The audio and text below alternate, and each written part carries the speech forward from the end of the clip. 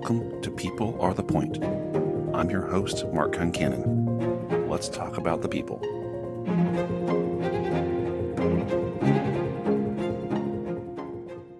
Hi, I'm Mark Concannon, your host for People Are the Point. Today, I have Seth Earley joining me, my partner in artificial intelligence, as our two organizations work to help change the enterprise, but also bring solutions to the marketplace. You can find information about his organization and his books on the notes of the show today. He's been in the artificial intelligence space for decades, being a thought leader, early to market, helping build out the components underneath of what it is, and ultimately bringing real solutions to enterprise in the marketplace for the last 30 years. He's also a father, a husband, an all-around intelligent and interesting man.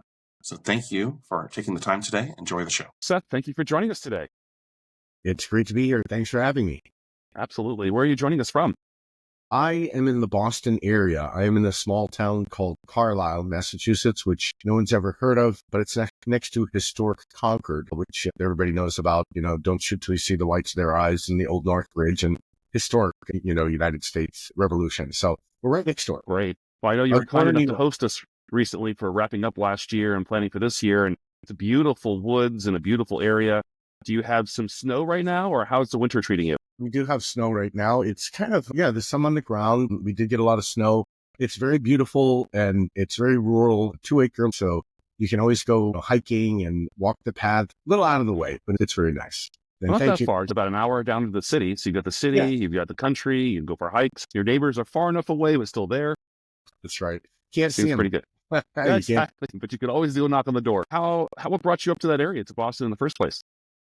Well, it's interesting. I was born in New York. I moved up to Massachusetts when I was a teenager, when my father's employment moved. He worked for GTE Labs, Sylvania, back in the day. He actually was the inventor of the neon helium laser back in the 60s. Early laser technology. He was actually part of the Manhattan Project, because I remember when I read American Prometheus, the book about Oppenheimer, which the movie is based on, I remembered when I was a child, my father always talking about Oppenheimer this, and Oppenheimer that. And I knew he had lived in New Mexico, but I'd never put it together until I was an adult, because I had forgotten. But we moved up to Massachusetts, lived in Waltham, went to University of Lowell. And then when I met my wife, we lived in Concord for a while, and then we moved to Carlisle. And so it was just, her family was nearby, and it was just a great house. So that's kind of how we got here. That's interesting. Well, it's fascinating. It sounds like thought leadership runs in the family then. So you've been doing AI for decades at this point, well ahead of all the hot from ChatGPT coming to market. What brought you into the AI space? Well, it's interesting because we did one of the first virtual assistants for Allstate Business Insurance, the exec expert, back in 2015 and 2016. And what we did was we used a knowledge architecture approach, right? We interpreted the information, the query. We had used synonym rings, but we used a knowledge architecture approach. And actually, there's an article in Harvard Business Review called How Organizations Can Benefit from AI Light. And I didn't like that title but at the time, no one realized the value of component architecture and knowledge architecture. So we've always done the information architecture that supported lots of different AI initiatives. Even when AI was in its infancy, we did things like auto classification, auto categorization, entity extraction. That was called text analytics back in the day. But it really is AI. It's part of what AI is. And search has used machine learning for decades. And my organization was with Lotus Discovery Server, which is back in 1998. Lotus Discovery Server was IBM and Lotus's first foray into machine learning. That actually became something called IBM OmniFind, and that DNA went into Watson. So it was using the huge amounts of computing power and large amounts of data. It would take 3 weeks to build the first index, all right? It would take 3 weeks running on racks and racks and racks of servers. And at the time, the big problem was the information architecture. It would derive machine-based taxonomies. I co-authored a book on that technology, again, back in 1998. So, I wrote this book, which you're aware of, called The AI-Powered Enterprise. This is 5 years ago now. 10 years ago for the first virtual assistant, 5 years ago for that book. Everything in that book is still valid today. And when I first saw ChatGPT, I was like, oh my goodness, is my work, I had an existential crisis. Is my work no longer necessary? The more research I did, the more I looked at it, the more important it's more important than ever. In fact, I wrote the paper, There's No AI Without IA, back in 2016. And someone posted that to LinkedIn recently saying, this is more important today than it was in 2016. So yes, I've always kind of looked around the corner and, looked at the horizon. I always asked, how do these things work?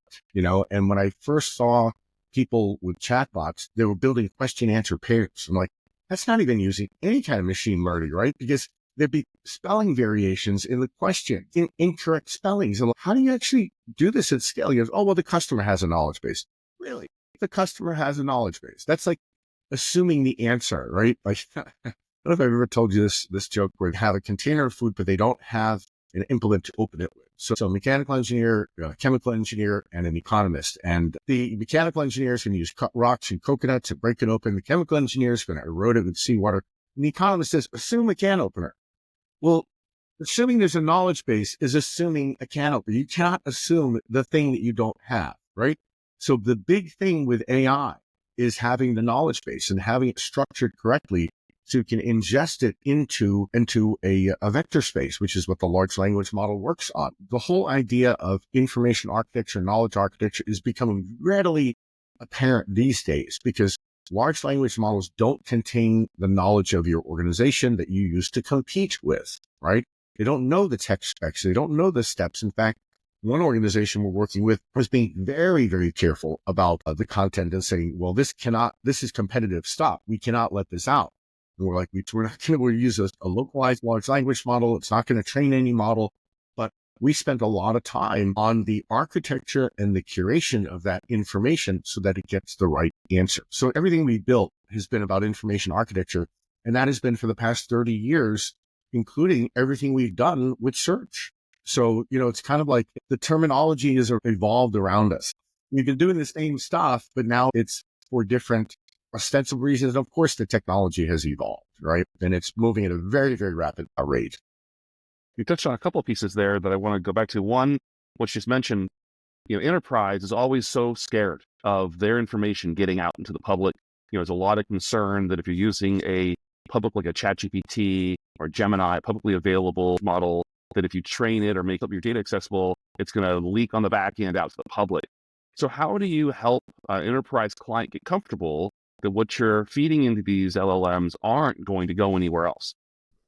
So there's a couple of things. So large language models are models that are increasingly becoming commoditized, right? There's open source, and you can also, with ChatGPT, you can have certain settings if you're an enterprise customer where they will actually opt you out of training. Your data will not be used to train the model.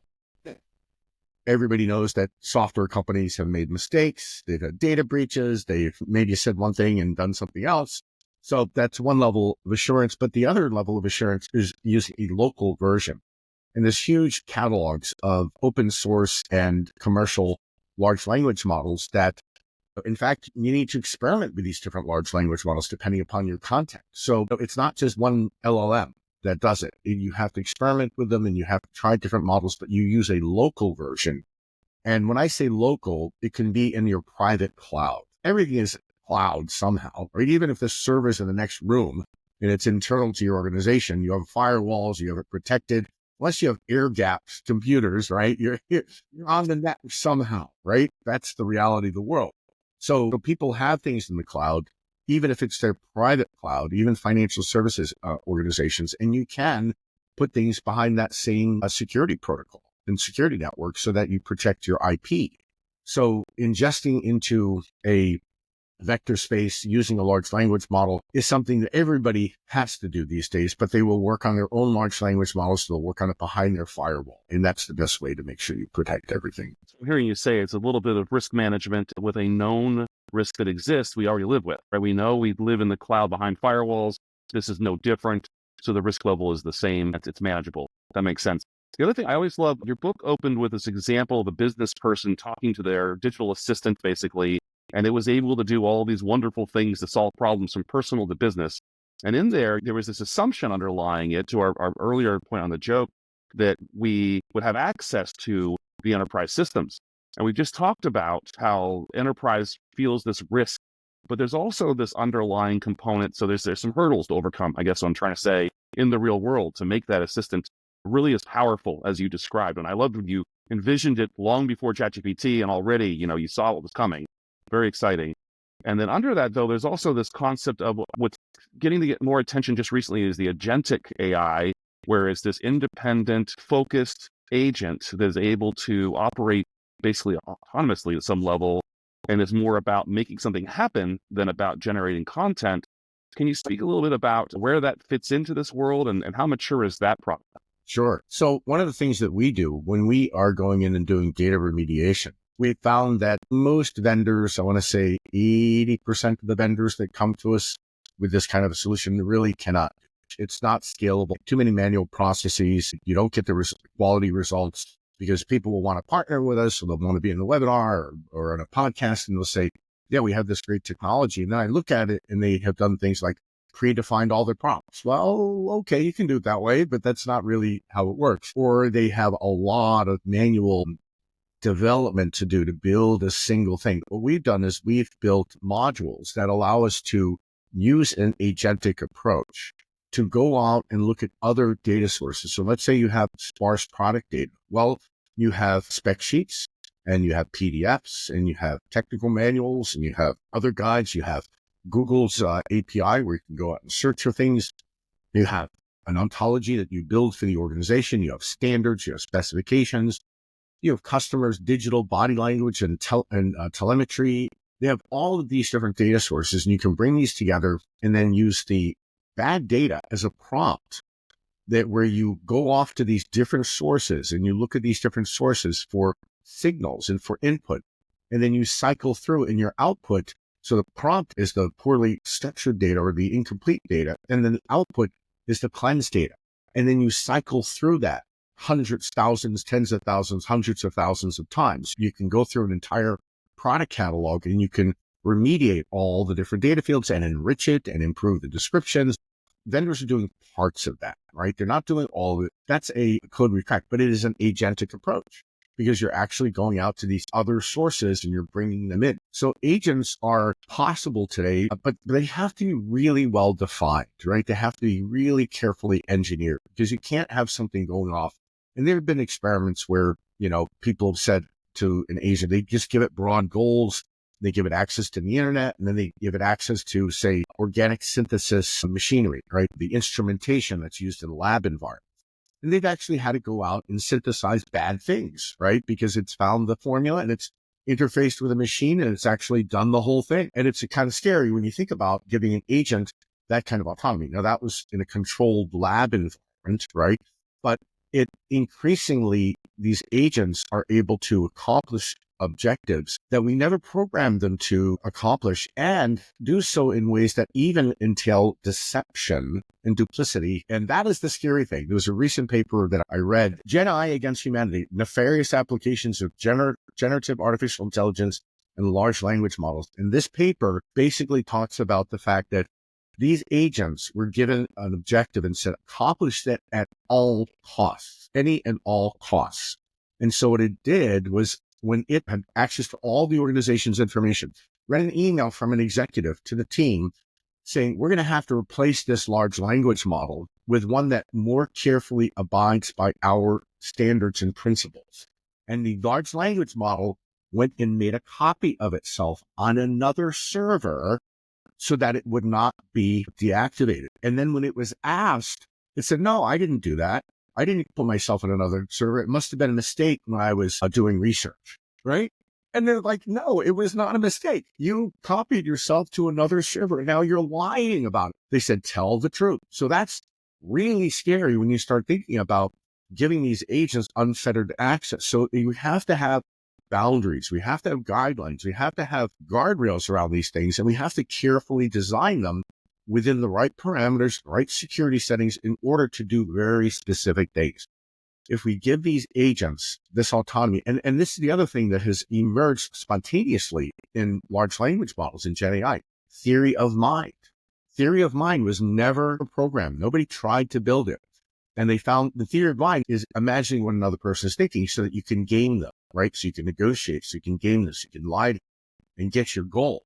And the theory of mind emerges at a certain level in like 2.5-year-olds. cookies. That's when they start to understand that this other person, oh no, I didn't take the cookie, right? Like, no, they're going to think I took the cookie, but I'm going to tell them I didn't take the cookie and my brother took the cookie. So that's their theory of mind. It's like, how can I accomplish my goal? Because I know what they're going to think. That doesn't emerge. Then it starts getting more and more mature in your actual objective tests as you get mature, more, you get older. I think by the time you're an adult at 21 and 25 and your prefrontal cortex fully develops and connects to your amygdala and thalamus and hypothalamus and all those brain structures start to mature, you get to a certain level. Well, guess what? The late Chat T had the same theory of mind capabilities as an adult. Nobody programmed it. Like they checked the different versions and they checked it with theory of mind tasks. And they were able to say, oh, it's at a 6-year-old level. Oh, it's at a teenage level. Oh, now it's an adult. And when you're reading these articles and you're reading these prompts and you're reading their reasoning process, it sounds like these things have intent. It sounds like these things have a mind. And again, it's a simulation. But how far does it go to have that verisimilitude of conscious thought and intent and nefarious objectives? How does that emerge? So I still know it's a statistical mechanism. It still blows my mind when I give it really long prompts and I tell it to do all this stuff and it follows those directions and it understands and it solves problems. But, really this agentic technology is very powerful and it will become more powerful. But we really need to be thinking about what the parameters are. How are we going to let this thing work in the organization? We have to be very careful about what we define. We never tell an agent to do anything at all costs. Yeah, that was a lesson learned. That was a lesson learned. Yeah, that's for sure. And it's kind of scary that it fits right into the sci-fi stories of like the Terminator and now Skylinks everywhere. It's right in line, and it was a real world example. Very interesting. It really is scary when you think about it. And it's like, where is this going? Because we're still at the early stages of this stuff. Well, at some level, when, our vested interest is in humanity and the intention for our success as a species on the planet.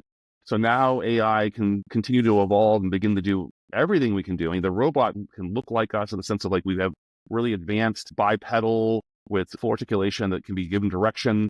We think about AI in a vehicle that is an autonomous car, but now all of a sudden it's an autonomous human effectively. What about the next generation of humans? Like what do you think we're going to be doing if they can do everything we can do faster? And what are your thoughts there on the threat to us, or is it really an opportunity for we all get to retire at 10 years old? Well, I think the big challenge is where are the decisions being made with this enormous value and wealth that's being created? We have a person who, is the richest person in the world with $300 billion in value. And, what's he doing with $300 billion versus the level at which most people subsist in this planet, right? So I don't think it's going to be we retire at a certain age. I think there's going to have to be some massive tectonic shifts in society in order for that to be brought under control. Because I think right now we're seeing environments where things are being stacked against a certain, segments of society. It's going to be harder to get entry-level jobs because the robots will take them, right? Even professional jobs. Like I look at the stuff that we do and, at first I was like, this is subsuming part of my job. But then I realized, well, I actually need this tool to do my job. And so so we're building a virtual information architect, which will actually develop the organizing principles with the right prompts. So you still need human expertise to prompt the AI. And, we're going to also see something that people call model collapse, meaning the AI that's generating content is feeding on that content. And unless you have human creativity in there, it's going to be hard for the AI to really learn. And it's really, there's a lot of junk content out on the internet now that's created by AI. And I think someone said 80% of the content is AI generated. And now that AI is feeding on that content. So how does it become truly smarter? But I think that increasingly, when I talk to some of the folks that we used to work with as information architects, many of them are still using the old techniques. So you try to get them to do a project versus my team with the AI tools that we've developed prompts for and developed algorithms for. There's no comparison. We can do a project in % of the cost or 10% of the cost. Would it cost $1 million or $2 million can be done for $100,000 or $200,000. It's an order of magnitude of greater efficiency. So it does beg the question of what is going to happen to all the drivers. Do you know how many drivers there are in the US? And as those vehicles are being driven by AI, what happens to those people who no longer have those jobs?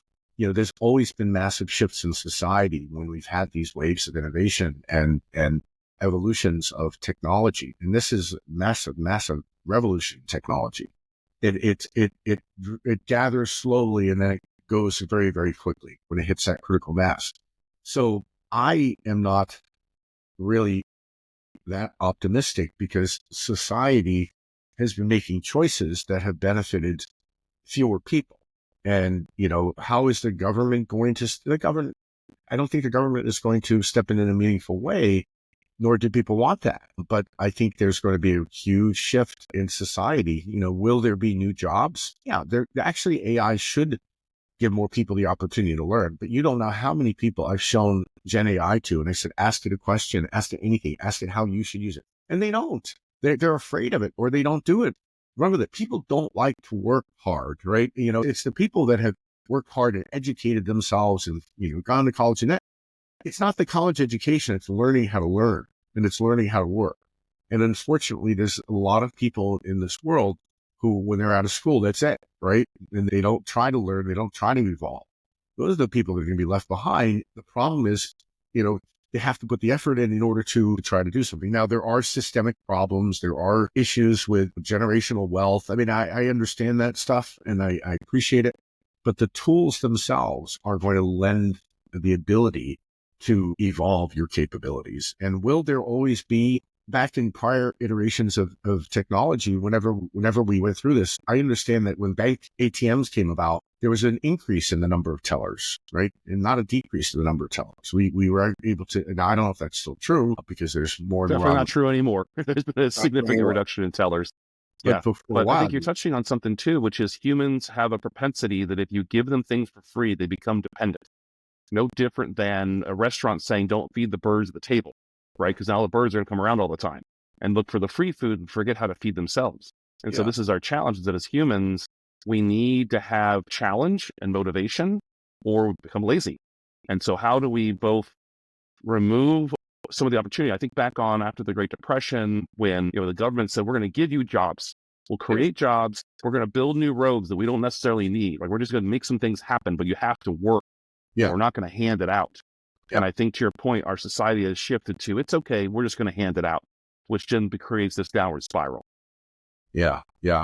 I don't disagree with that. And I think that the challenge is, what are those things that people need to do? And what is it? And maybe it's a matter of, well, you have to, go to these classes and learn these skills. And, no matter where you are in the learning spectrum or the ability spectrum, the intellectual spectrum, there's a way to meet people where they are. Agreed. And that these tools can do. They can meet anybody wherever they are. You say, explain it like I'm 5, but the GPT will explain it like you're 5, And if you say, I don't understand this concept. Normally, in the olden days, you'd have to go look all those different terms up in different systems and, do a search on that, and then do a search on that, and then read this paper, and then read this paper. There's a very funny comedian, and he was talking about explaining to young people. He's like, I'm at that age where I remember before Google. And if you try to explain to a young person what it was like before Google, they just don't even get it. You actually had to do this, and you'd ask Jeeves, but if Jeeves didn't know, you had to ask a person. If they didn't know, you had to ask the librarian. If they didn't know, you had to go into books. And if you couldn't find the answer, you'd learn a whole bunch of new stuff, but you didn't learn your answer, and you'd have to go to more books. And it's like, he just went on and on and on about how different society is today. And now when you add large language models and generative AI and ChatGPT, it's just all there for you. The synthesis, the answers, the integration, even when you search the internet, you can never get the answers because you get so much search optimized content that is about commercial stuff. And it won't give you the answer. It'll give you something that contains the words, but then it'll give you pages and pages of crap that don't answer your question. Well, with ChatGPT, you can get an answer, and you can get reference. It makes that process of learning orders of magnitude easier and more effective, but people do have to do the work. Well, that's what I find interesting is, and this whole industry, the space of AI is evolving so quickly. Like you just mentioned, in just years, it's gone from being equivalent to a 2-year-old to being a 25-year-old adult over the span of maybe 3 years. So the pace at which it's changing continues to accelerate. And now new chips and clustering more chips and all the advancements coming along. When I was 11, you could have said, be an engineer or a programmer, you're going to have a career. Great. Well, just 3 years ago, they said, be a prompt engineer and you're going to be great. Well, that's becoming almost irrelevant already 3 years later. What do we tell our 11-year-old children to plan for college that still gives them a future? What do you think? Well, I think it's got to be humanities. I think it's got to be relationships. I think it's got to still be about people. People connect. Machines automate. Humans connect. And I think that while the ability to synthesize or simulate or, build something that is analogous to connection and thought connection, right? The things are getting better. These voice interfaces seem to have personality. Young people are getting attached to them. They're trying to build relationships with these things. I still think there's got to be value in understanding things holistically and humanly. I don't know the answer to that. It's a really good question, because what do people do in the jobs that they normally do can be done by machines? You still do need a level of expertise to use the machine. So you still need to ask the right questions. You still need to synthesize at a higher level. You still need to understand the validity of answers, because there are still hallucinations, although they're getting better at dealing with those. And I think that it's understanding things holistically from an end-to-end perspective that humans will still have to do. And it's hard to say, Mark. I have grandkids who are, teenagers now. What are they going to do? Well, Seth, I think you just hit on, it's exactly the purpose, this podcast, people are the point. That's exactly what I believe is so often in business and technology, we just talk about the technology, we talk about the bottom line, but at some level, it really is about the individuals and their contribution and our connection to the work we do. And so I really like what you just said there is, in the end, it will be still about the people and how do we make sure our society stays together and continues to benefit each other. That's good. Yeah. Anything else, Seth, you wanted to close with for the group? No, I think we've covered a lot of bases, but I think regardless of where you are with AI, it's important to look at your data, and it's your own data. I still think there's going to be a need to do information management, information architecture, process analysis, because the world cannot know your competitive advantage. So you still have to have this internal world where you have to have those things that are well understood and well structured and mapped, and to create business value, create human value. So I think there's still a lot of value and a lot of need in working across those processes, being a good business analyst that has enough knowledge of the technology to be able to leverage that technology to its fullest. Yeah, no, I agree. Well, I hope winter isn't too harsh for you as we get into February here. Thank you for the time. I really appreciate it. It was great to be here. Thank you for the opportunity. It was a great conversation.